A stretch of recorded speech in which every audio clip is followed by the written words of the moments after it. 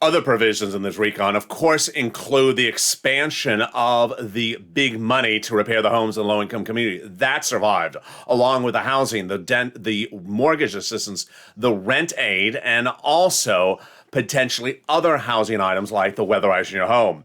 But it's really the big question across the board about provisions that disappeared. Even today, we do not know how provisions in there disappeared, even as negotiated. Let's go over the details that make people really baffled tonight, including myself. On Wednesday night, Bernie Sanders said the number one item on people's mind is being ripped off by pharmaceutical companies, paying 10% more in the United States for prescription medication than in any other country, with 15 paid lobbyists right in Congress right now to keep this out of the recon. Any bill must have serious Medicare negotiations to lower prescription medication. Well, guess what? That was Wednesday night. The 15 lobbyists were there, or in Kristen Sinema's minivan. And then we had, at the time of Wednesday night, cheaper prescription medication for Plan B Medicare in there, which is insulin and diabetic medication. Great news. But Bernie wanted it bigger. Following so far? So the president, after several months of pushing back from Kristen Sinema saying, I'm not doing it, I'm not doing it, I'm not doing it, the president made a final call Wednesday night and got Kristen Sinema to agree to lower prescription medication costs across the board. That's with the president only having Medicare Plan B, unhappy with it, trying to expand it, calling up, and finally getting Kristen Sinema to agree to it.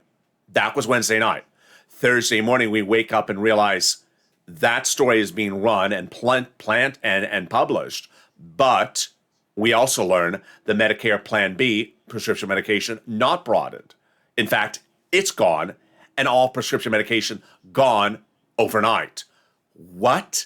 Why was it gone overnight? It didn't come from Kristen Sinema because she expanded it. It didn't come from the president because he expanded it. It didn't come from Joe Manchin. He wasn't part of the negotiations. It didn't come from Bernie Sanders, who removed the prescription medication from Wednesday night, in which the president Sinema expanded it, to Thursday morning, in which they not only did not expand it, but removed whatever of it was in there. Very, very peculiar. Then we come to the money for dental, vision, and hearing.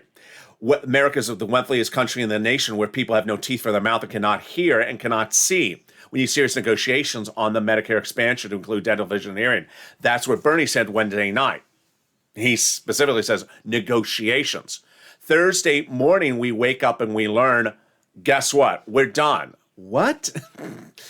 That is why Bernie Sanders Wednesday night said unconscionable when describing the negotiations. He didn't want to trash the president, but he basically said the situation was unconscionable because there was no serious negotiations for this inclusion. Now, here's where it becomes very confusing again. We had Omar, we had Jalapal, we had AOC this week, part of the Progressive, saying this was part of the 5 tiers of the Progressive Party, the dental, vision, and hearing, the expansion of Medicare. Suddenly, it's gone, and then they're fine with it? Unclear what went on with the progressives on the House side. The progressives on the House side appear to have folded like lawn chairs, but I can't tell. They seem to have folded on lawn chairs on the provisions that they had talked about every single day of every single week for several months on dental, vision, and hearing. Even more problematic is who took it out. Again, who took it out? The president said he wants to do dental, but didn't want to do it lifetime. The president said do it 3 years. Pelosi wanted to do it. She didn't take it out. She offered $800 annual vouchers, and the president wanted it as well. I didn't like 800. I didn't think it was enough. But again, we woke up the next morning with it all out. Hearing in, which makes it even more bizarre. If this can even be stranger.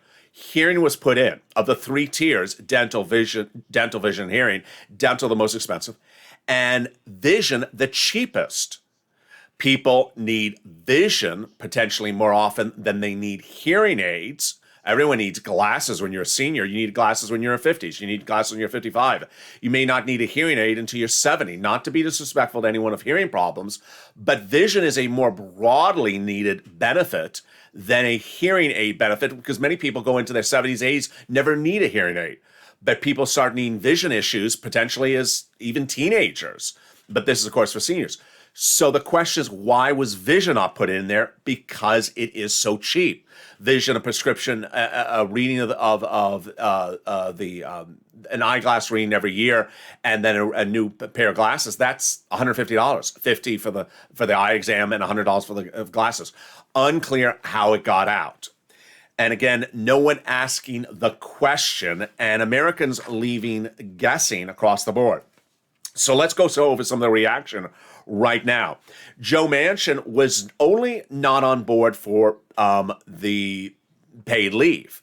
That was really one of his really own big issues, was paid leave. Joe Manchin had no problem with these other provisions, so we don't know why these provisions got taken out. We had, over the last 5 days, Pramila paying a lot of attention to when things are called for a vote, more so than the substance of the situation. We had Representative Brenda Boyle, Democrat from Pennsylvania, who had the best quote of the week, which said, "We are just missing two things right now. What exactly is in the bill, and how are they going to pay for it?" Well, the pay for, I don't cover the pay for that much, the revenue. There's question whether this revenue pay for actually works. And there hasn't been a lot of math on it. Throughout the week, they've changed how to pay for the recon every few times.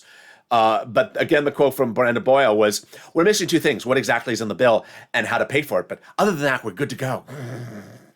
And then Jeff Merkley, Democrat from Oregon, says, "There's just huge pieces of this that are not nailed down." And then people said, "We're almost done." I want to know where the hell they're talking about. Well, you could take it two different ways now, looking at it from the outside in. Is it because they are almost done, because because the huge pieces are missing? Or are they not done because they're not done? Remember, Bernie Sanders says there's major gaps in the recon. And here comes Jeff Merkley the day before saying there's huge pieces that are not nailed down. Is it not nailed down because they were gone? And when were they gone? I think you're going to see House and Senate members start to say, wait a second, there are certain provisions we never got to, we were trying to figure out, and then everyone announced done. Wait a second, you never got to my provision. Suddenly it was not in there, and only certain provisions. What does it look like? It looks like that Seinfeld episode with the soup Nazi, where someone tries to kind of front of you in line, and he says, "No soup for you." It sort of feels like someone got first in line to get the climate cut first in line.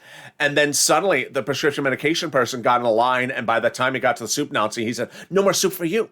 Wait a second. I've been in line. Well, we're done. Who said we're done? Someone, the back office. Very, very unclear situation across the board. We had Omar that said, we need to keep the promises of what there is. There's a sense of urgency. They had AOC this week talking about the mechanics and the procedure. I wish AOC would talk a little bit more about the substance. Let's go over some more of the reaction of how this unfolded this week. We had Ro Khanna, who talked about procedure as well. And then we had Merkley, who said that it's very important to do this by voting with a bill, that this vague framework across the board is not sufficient. Let's go over more about some of the reactions, which was Mazie Hirono, who says 1.5 ain't going to work. Great news was that the 1.5 was not going to work, and it never did, and they kept it away from that price point. Then we had Veronica Escobar says we have a lot of cooks, but only a couple chefs, which means that it looks a little bit like 2020, where you have 4 people negotiating the recon, people not in the negotiation of the recon, and then they feel like they're sort of left out. What's going on? I had told you over the last week that it's Pelosi, the president, and Schumer, and Sinema and Manchin negotiating the recon. Those 5. Bernie is one step out of the equation. Pramila is not even in there. And Liz Warren, of course, not even in there. And so you feel as though if you're not part of the negotiations, you just bless it or move on. Liz Warren says, I want to hope I see a good deal. We don't know if she sees this as a good deal just yet. And with that, a lot across the board. Let's go to student loan debt forgiveness and what you need to know about that student loan debt. More student loan debt could be forgiven across the board, and that is huge. The president forgave student loan debt for individuals who became disabled after graduation. Now the president is proposing to forgive student loan debt for $10,000 for people across the board. Let's go over the details. First, he forgave student loan debts for people who became disabled after graduation. Then he forgave student loan debts for individuals who worked in the nonprofit sector after graduation for 10 years. Lastly, the president forgave student loan debts for people who went into the public sector for 10 years after graduation. Great. That's city, county, and state. But with the president offered $10,000 for everyone across the board, the Democrats should take it. They don't need to close it out at 10, but at least take that. COLA, your benefits are going up 5.9% next year, but don't stop there. Fifth stimulus is right behind it. And one of the top legislators in the equation says, get ready to do fifth stimulus. That legislator says it's great because it would be teed up for the midterm elections, and we could put everything in there and do it by recon. Force the Republicans to vote against it, like Medicare expansion or senior aid, and then put it to a vote, have the Republicans vote against it. I don't see the downside of it. Let's go to the analysis. Your benefits are going to go up 5.9% next year. Then right behind it would be fifth stimulus. First, you're going to raise your benefits up one time, apply a new benchmark. That new benchmark is inflation. And then you are good to go. First, benefits goes up on the COLA 5.9%. Then you're one lift up, and then the benchmark in December. 3 lift-offs in 1 year. Finally, marriage penalty gone. Marriage cap, the asset cap gone, and also the income cap gone. Finally, if you haven't become a member, what are you doing? Become a member today. The newsletter comes out Monday through Friday, 7 p.m. Pacific Standard Time, and boy, is it good. The membership link is under the video. Become a Purple Hawk, Purple Power, Calcino VIP, because third stimulus is still paying out. As soon as third stimulus became law, I said I can get viewers about $15,000. Average viewer of this channel has gotten $40,000 from third stimulus. They continue to get it. They continue to get it this week. Next week, I'll be going over third stimulus if fourth stimulus starts to slow down. It hasn't slowed down yet. But the newsletter details rent, utilities, mortgage assistance, SNAP, the nonprofits, United Way, Salvation Army, Community Action, Catholic Charities, St. Vincent de Paul, that is helping homeless people into shelters, that's helping for clothing, that's helping for holiday meals, that is helping for small appliances like refrigerator furnaces, and helping for other items across the board. Get that newsletter and learn about the big money available for you right now. If you've gotten this money, you can get another round. If you haven't gotten 2-3 rounds of this money, go get it today. Meantime, we have a lot of shows coming up tonight. Very exciting across the board. I'm very excited for you. If you haven't seen what this channel now has, 5 o'clock is Evenings LA, 6 o'clock is Evenings Countdown, and then 7 o'clock is the Stream Stimulus show. It's 3 hours of nonstop programming. One show goes to the next. Automatic, you don't have to do anything, sends you to the next show. Then we go into Sirloin, and we got shows at 9, 10, 11:30, 3 a.m., 3:30, and then back at 4 a.m., all about fourth stimulus. And then I'm back with you on early mornings LA, and then mornings countdown at 7 a.m. So with that, subscribe. 400,000 subscribers to YouTube record. I want you part of this incredible family.